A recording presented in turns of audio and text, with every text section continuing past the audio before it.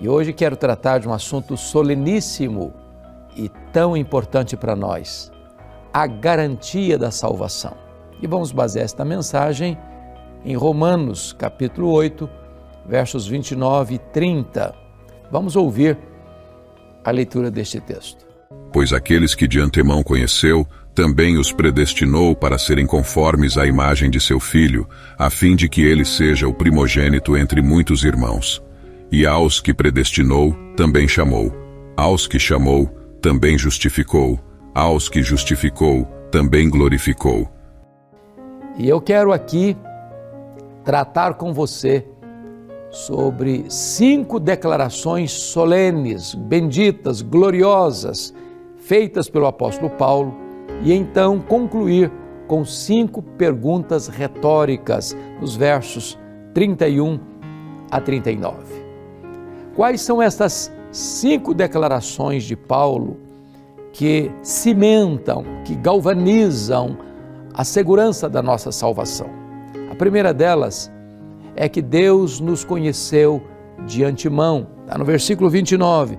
Porquanto aos que conheceu de antemão, também os predestinou para serem conformes à imagem de seu Filho. Esta palavra conhecer, tanto no hebraico quanto no grego, é muito mais do que um conhecimento intelectual. É, na verdade, uma relação de intimidade. Deus nos amou de antemão. Deus pôs o seu coração em nós, antes mesmo da fundação do mundo. O amor de Deus por nós é eterno.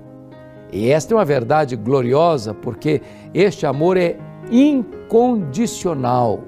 Deus não nos amou por causa dos nossos méritos, mas apesar dos nossos deméritos. A segunda verdade, a segunda declaração está no verso 30. Aos que Deus predestinou. Não fomos nós quem escolhemos a Deus. Foi Deus quem nos escolheu. Deus não nos escolheu no tempo, mas na eternidade. Deus nos escolheu não por causa das nossas boas obras, mas para as boas obras. Deus não nos escolheu por causa da nossa fé, mas para a fé. Deus não nos escolheu por causa da nossa santidade, mas para sermos santos. De tal forma que tudo provém de Deus.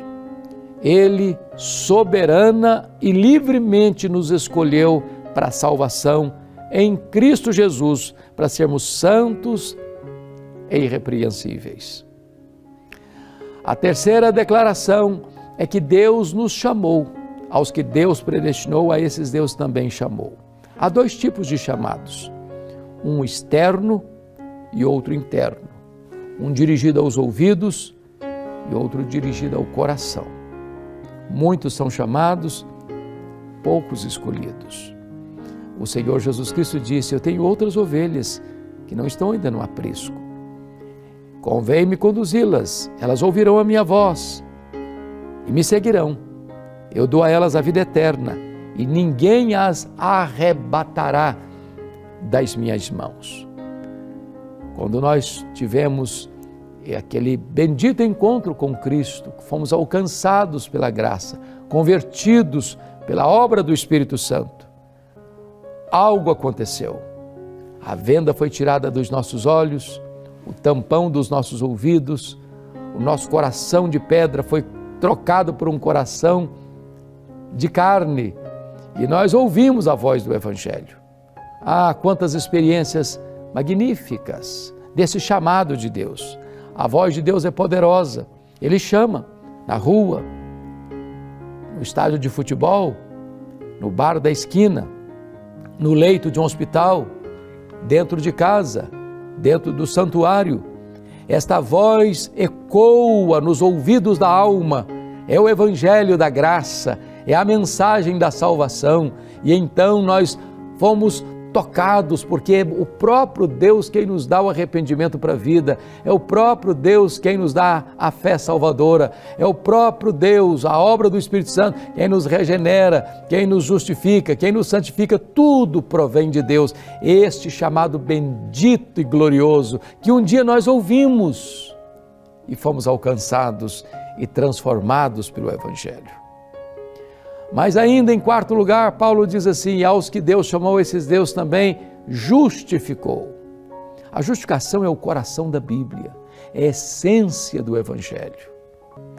Este é um termo legal. A justificação é um ato, não é um processo, não tem graus, não há uma pessoa mais justificada do que outra. Acontece não dentro de você, mas fora de você, no tribunal de Deus. Quando você crê no Senhor Jesus, você é declarado justo diante do tribunal de Deus. Me permita clarear um pouco mais este assunto. A Bíblia diz que todos pecaram e destituídos estão da glória de Deus. Não há justo nenhum sequer. E a Bíblia diz que todos nós teremos que comparecer perante o tribunal de Deus para dar contas da nossa vida. Naquele grande dia, os livros serão abertos e nós vamos ser julgados segundo o que estiver escrito nos livros. Nesse grande dia do juízo, testemunhas levantar-se-ão contra nós. Por exemplo, nós vamos ser julgados pelas nossas palavras. Vamos dar conta no dia do juízo por todas as palavras frívolas que proferimos. Você já mentiu alguma vez? Falou mal dos outros alguma vez? Contou alguma piada imoral da qual você se envergonhou alguma vez? Espalhou fake news alguma vez? Talvez você não se lembre, mas tudo isso está registrado nos anais do tribunal de Deus e vamos dar conta no dia do juízo por todas as palavras frívolas que proferimos. Vamos ser julgados e, nesse quesito, certamente culpados. Vamos ser julgados pelas nossas obras. O que fizemos, o pai não viu, a mãe não viu, os amigos não viram, o marido não viu, a esposa não viu, nem a lei viu, mas Deus viu. Você apagou a luz, fechou a porta, mas Deus estava lá. Pelas nossas obras, nós não conseguiremos entrar no céu. Nesse quesito, condenados, culpados. Mas a Bíblia diz que nós vamos ser julgados pelas nossas omissões. Se você sabe que deve fazer o bem e não faz, nisso você está pecando. Então, nesse quesito, culpados. Mas a Bíblia diz que nós vamos ser julgados pelos nossos pensamentos, pelos desejos secretos do nosso coração. Quem passa por esse crivo? Nenhum tribunal da terra tem competência para julgar foro íntimo, mas o tribunal de Deus julga foro íntimo. Os psicólogos dizem que passam pela nossa cabeça cerca de 10 mil pensamentos por dia. Quantos deles você teria vergonha de contar ao amigo mais íntimo?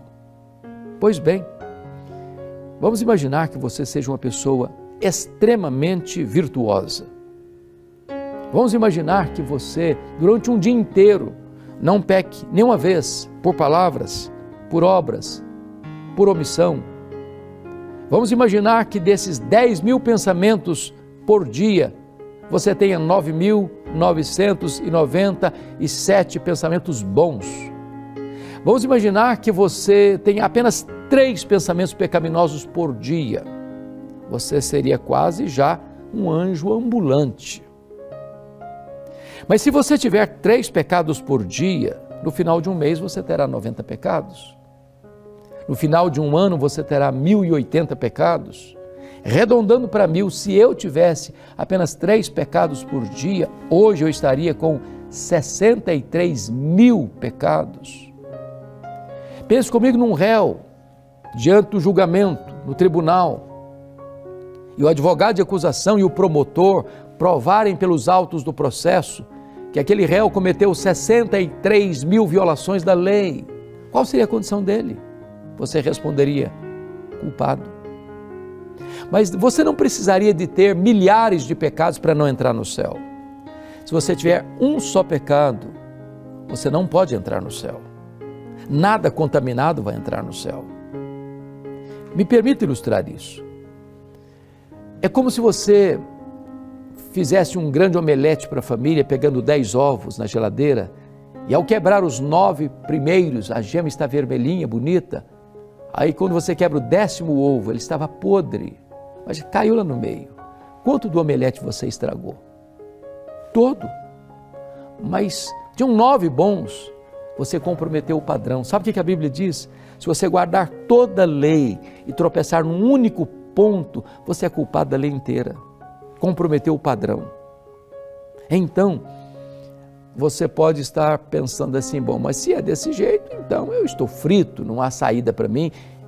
Você tem razão, não tem mesmo não.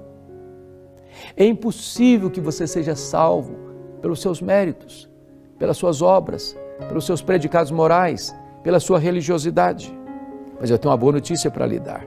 O que você não consegue fazer, Deus fez por você. Deus mandou ao mundo Jesus Cristo, seu Filho, para morrer em seu lugar, pelos seus pecados. A Bíblia diz que Deus lançou sobre ele a iniquidade de todos nós. A Bíblia diz que ele foi feito pecado e maldição por nós. E a Bíblia diz que quando ele foi feito pecado, ele pegou escrito de dívida que era contra nós, anulou, encravou na cruz e deu um brado: está consumado, está pago. Aquele que crê em mim não deve mais nada, está quites com a lei de Deus, está quites com a justiça de Deus, nenhuma condenação a mais para aqueles que estão em Cristo Jesus, nosso Senhor. Portanto, a quinta declaração é: aos que Deus justificou, a esses Deus também glorificou. Embora a glorificação esteja no futuro, para a segunda vinda de Cristo, se você está em Cristo, na mente de Deus, nos decretos de Deus, você já está no céu, já está glorificado. A salvação está garantida. É por isso que Paulo conclui com 5 perguntas retóricas. Se Deus é por nós, quem será contra nós? Aquele que não poupou seu próprio filho, antes por todos nós o entregou, porventura não nos dará graciosamente com ele todas as coisas? Quem intentará acusação contra os eleitos de Deus? É Deus quem os justifica. Quem os condenará? É Cristo Jesus quem morreu, ou antes quem ressuscitou, o qual está à destra de Deus e também intercede por nós. Quem nos separará, ou que nos separará do amor de Deus que está em Cristo Jesus? Será tribulação, angústia, perseguição, fome, nudez, perigo ou espada? Ora, somos mais que vencedores por meio de todas essas coisas. E eu estou bem certo de que nem a morte, nem a vida, nem anjos, nem principados, nem poderes, nem altura, nem profundidade, nem qualquer outra criatura poderá separar-nos do amor de Deus que está em Cristo Jesus, nosso Senhor. A nossa salvação em Cristo Jesus está absolutamente garantida. Você não precisa viver inseguro, com medo de perder a sua salvação. Salvação não se perde. É uma garantia absoluta que Deus lhe dá.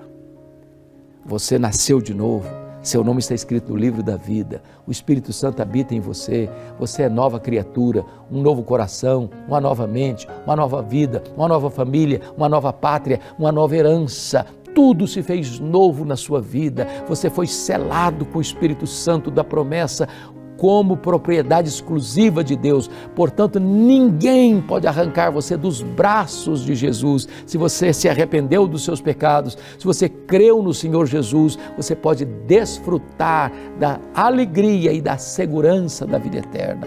Eu digo a você o que Paulo disse a Timóteo: tome posse da vida eterna. Que alegria, que bênção, que privilégio estarmos salvos pela graça em Cristo Jesus, nosso Senhor.